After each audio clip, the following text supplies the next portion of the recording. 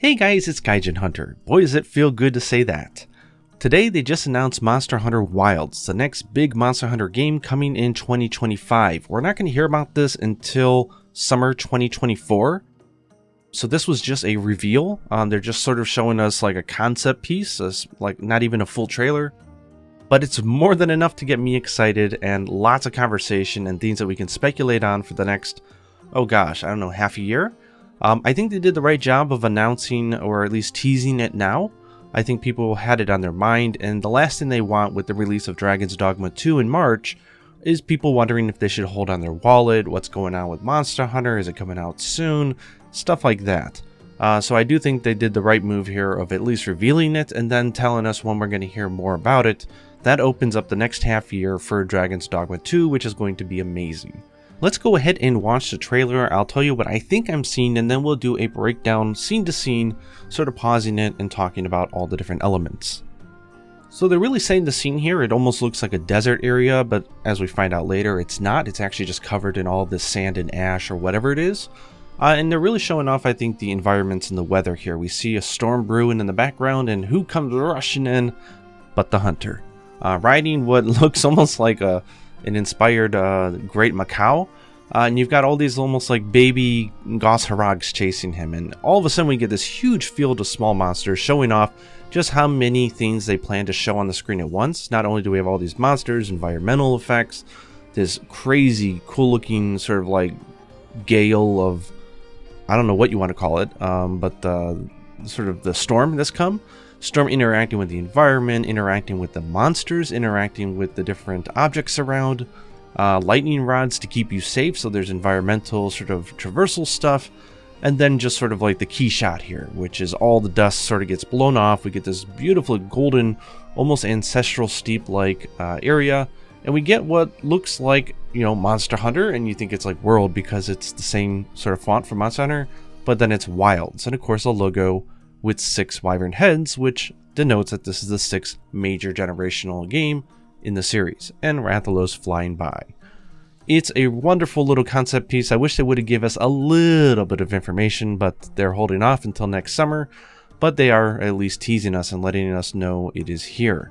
So here are the 6 wyvern heads, for those of you who I'm sure all of you know by now, but each numbered generation, each numbered title, has a logo that has 1 wyvern head for each generation. So you've got like the first logo with Rathian, Dose Head 2, Tri Head 3, 4 Head 4, World Head 5, and this one has 6. So people want to debate whether or not this is the Monster Hunter 6th generation. There's no debate. Now before I go through and do my sort of analysis of the trailer and my thoughts and feelings, I just want to stop on this key art here for a while, because I think what I'm interpreting, and again, this is all my opinion, it could be wrong, but what I see here is, one, obviously it feels kind of open world-ish. We've got like lightning rods all the way in the back of the background to the front, so we know that whatever this storm that is coming through seems to affect more than just one area. We see a wide expansive area which looks almost like we have different biomes. We've got a beautiful golden prairie area, again like the ancestral steep from Monster Hunter 4. We've got almost like a little swamp foresty area on screen left. We've got, mysterious, almost like Elder's Recess type of structure in the middle. And on the right back end, we've got like swamp/desert area. So this kind of reminds me of the Guiding Lands from Monster Hunter World Iceborne, because that's an area that had multiple biomes all connected. Maybe that was like a test run, and this game is sort of building on that idea. And we've got all these biomes now completely connected. I assume we'll have a hub town, but maybe we won't. I don't know. This could just be one large connected world. And of course, the name itself, right? Monster Hunter Wilds. I think they're obviously showing off and talking about the wildlife and how, going out into the rough wild where anything can happen, whether storms or, weather changes, environmental changes, all that kind of stuff. So I think they did a good job of at least capturing the field of wilds in this teaser trailer. Without giving us much information, but there are some really cool tidbits, so let's go through now and analyze it. Okay, so starting out is the establishing shot. I really like this because it looks like it's a desert, but it's deceiving. We're going to find out later that it's not. It's just this huge amount of dust and sand all over the place, which gets blown off, and you get this gorgeous golden field, but the monsters here are chilling, so we're seeing like a lot of small monsters on the screen at once in what obviously appears to be in-game engine, is my assumption here.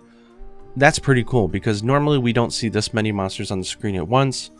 We get some really nice lighting, we get sort of a hint at a man-made structure, this sort of lightning rod that's sort of sticking out, and we get this kind of like, you know, natural prairie feel.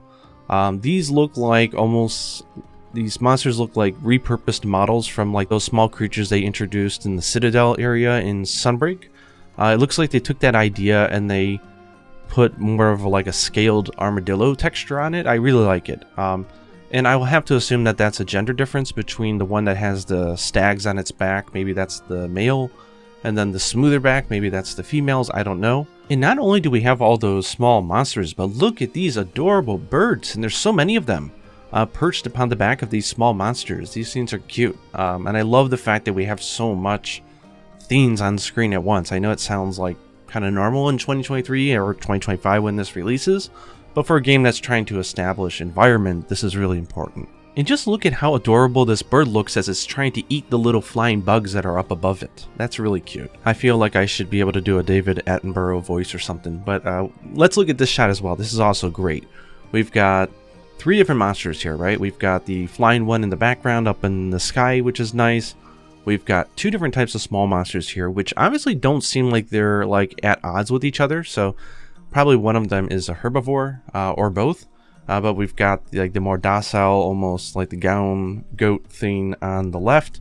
And then we have this almost like Baroth pig or whatever the heck it is here in the middle. Then swinging over here to the right, we see the most adorable small little lizard-like dinosaurs. Like I want one as a pet, okay? I don't know what they are. I don't think you can hunt them. They are probably Ecology. But they're like 1,000 times cuter than ants. They're just like these small little miniature dinosaurs running around. So cute. Again, that monster with the like almost like the flat wall like bull head is really interesting. But it's just nice that we get all this life in one screenshot or one scene. And here we go, dynamic weather changing. We see the thunder coming and the storm is brewing and the winds are galing. Okay, I don't know what this new pet is called, but it's obviously domesticated. It's got, you know, it's not just a monster that you just picked up and started running, because it seems outfitted with all the standard stuff that a hunter would need, including the ability to steer it and do all that kind of stuff. I love the attention to detail here in the textures. Like, look at the boots of the hunter. Now, I do think that this is the new leather set for gathering, which I'll discuss why in a little bit. But we see these nice leather shoes. This tells us obviously that one, we've got the domesticated pet, so this is not just riding a random monster. This thing will probably have a name for the type of monster it is, and we will love it and grow with it. It'll be our new Palamute, but it can fly as well. So that's going to sort of do 2 birds with 1 stone, right? We'll do the functionality of the Palamute, the functionality of the spirit bugs, or wire bugs, all wrapped into one, which is really nice. But we also see that obviously this is taking place in a modern environment, because the craftsmanship and the sophistication of the boots tells us that this is not like set in some ancient world, you know, before the events of Monster Hunter 1 or anything like that. We got like the item pouches, we've got like the item bag, and a bunch of other stuff which I'll show in the other cuts. I will focus on this a little bit later, but that object on the left side of the screen is quite important, I think, and we'll get back to it. Again, leading into my headcanon that this is the leather set, we see the hunter being chased by a pack of what I can only describe of as Harags. We have Gauss Harag from Monster Hunter Rise and Sunbreak. This looks like a desert version of that monster, or maybe it's a subspecies, or maybe it's not. Maybe they're running from a snowy mountains into this biome, I don't know.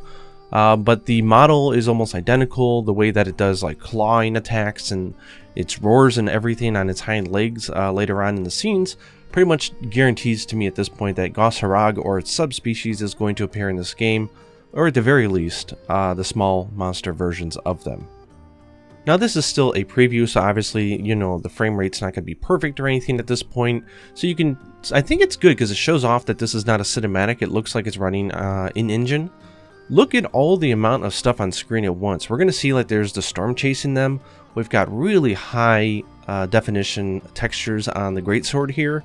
on the tent pack, all the different decorations. We've got dozens of monsters and birds and all the other stuff. The draw distance is good. This is just really impressive overall, I think, from a technical standpoint. Then we get them being chased by the Hrog monsters, I'm just going to call them for now, even though we don't know the actual name. And we just see total mayhem unfolding as this cloud of dust sort of takes over the entire environment and the storm hits. Here we see that the storm transition of weather is not just a transition into one biome to another, but it's also wrapped into gameplay. So we have elements of the thunder or lightning hitting monsters and perhaps revealing new mining spots or, elemental weaknesses. We've got, examples of the hunter wanting to be near a lightning rod so that they don't get struck. Lighting stuff on fire. I just think of stuff like Zelda or Elden Ring and just ways that this could affect the gameplay. And that's exciting. And now is a good enough time than any to cover what I think is the most important and interesting point about this trailer, at least to me, which is that device that is hanging in that sack off of that monster. That is a light bowgun.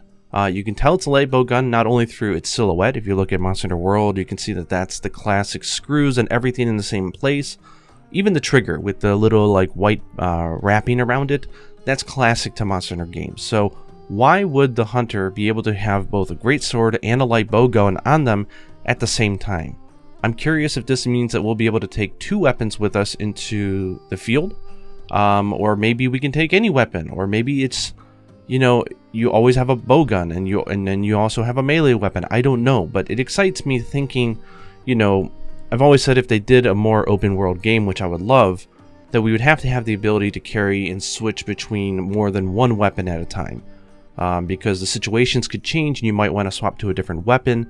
If they want to limit it to two, I think this would be a great conceit on how that works, is because we have a monster that can lug around our second weapon for us. Here we just get to see lots of pretty particle effects and environmental interactions, being able to jump from spot to spot, flying and drifting, like heck yeah. And then we get just a really cool transitional effect here. We see sort of like the filter come off, the dust get blown off, and the golden prairie. We see all the wildlife that we just saw all co-inhabiting the area. We see the logo. And yeah, it's anyone's guess what this all could mean, but I just see all these different elements of different biomes and weather and stuff like that I think that maybe that's the main theme of this one. And if it is, I'm going to be very happy. Now, they did release some official screenshots from the trailer, which I want to look at really quickly here. I'm going to assume that this must be the awesome RE engine or whatever. It's going to surpass that. But I love the use of blur. In this shot, we can see just like the impact of like the thunder. Even though it's still pixelated overall, like in motion, this feels very clean. It feels very next gen with all the things that are going on. So good on them for figuring this all out. And if it wasn't obvious that the lightning rods were man-made, then you can see sort of a tribal texture on the rods here. Now, I don't know whether or not this means that, the modern hunters crafted them, whether they're ancient, they've been there forever, or what, but it does seem that you're able to travel safely if you are near the proximity of one of these rods. So I imagine that's going to go into environmental gameplay, which again, I like. It's a lot better than something like the clutch claw or just throwing nuts at stuff, because you're not able to trigger these yourself, though they would be more random, which I think would be pretty immersive.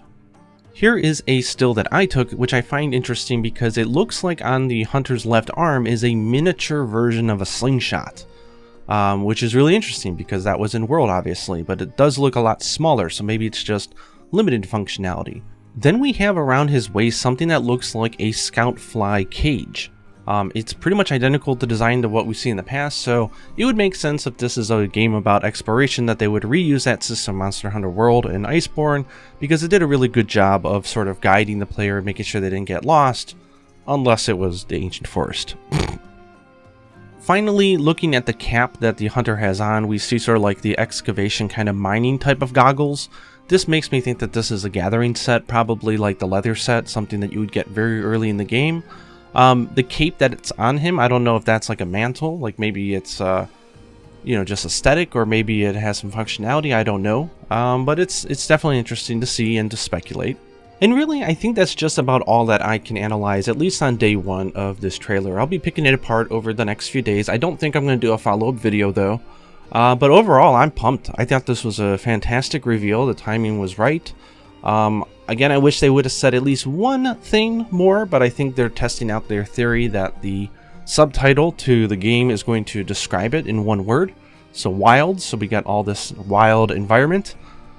If this is an open world sort of thing, like the Guiding Lands where everything's connected, and then you can teleport from spot to spot, I think that would be cool. I really enjoyed that from Monster Hunter Iceborne. Would love to see it on a much larger scale. I, of course, I've been addicted to MMORPG Final Fantasy XIV for the last 2 years. I would love to see a more organic open world where we can run into and interact with other hunters in real time. Whether or not they would ever do that, I have no idea. And I'm sure some of you are cringing at the idea right now. But hey, that's my opinion. But overall, this just looks really cool. Let me know down in the comments below what you think. Any of the key takeaways, things that I might have missed. And just your general thoughts on what you're looking forward to in the next Monster Hunter game. I know that Capcom takes a look at, commentary from fans, both on social videos, on YouTube comments, and places like that. So let's give them some interesting discourse on what we like, what we don't like, what we're worried about, and what we're anticipating. That could be really cool. I think for me, the thing that I would like to see, and I think because the name Monster Hunter Wilds, I think it's a good possibility they might do this, is a little bit step backwards in terms of just ease of play. Sort of like that manual labor part of Monster Hunter. I don't want it to go all the way back to what it used to be, because that would be off-putting to the mass audience. But I do think that the, certain amount of manual analog features makes it more immersive and just a little bit more meaningful for each of the things that you do. There's been some really interesting hunting genre type games in the last few years that I'm sure Capcom's also playing and, getting some inspiration from. So I'd like to see them take some of the best ideas from the most recent games, some of their own, and to cook us up something brand new, which looks exactly like what we might be getting. I hope you guys enjoyed my analysis, even though it's pretty surface level at this point. Hope you look forward to the Third Fleet podcast. I'm definitely going to do another episode with Rorycon where we're going to talk about all this in much more detail and be a lot more, tinfoil hatty about everything probably. But yeah, it's been a fun discourse, and it's good to finally say, hey guys, it's Gaijin Hunter. It's been a while. Anyways, hope you guys enjoyed the video, and until next time, happy hunting.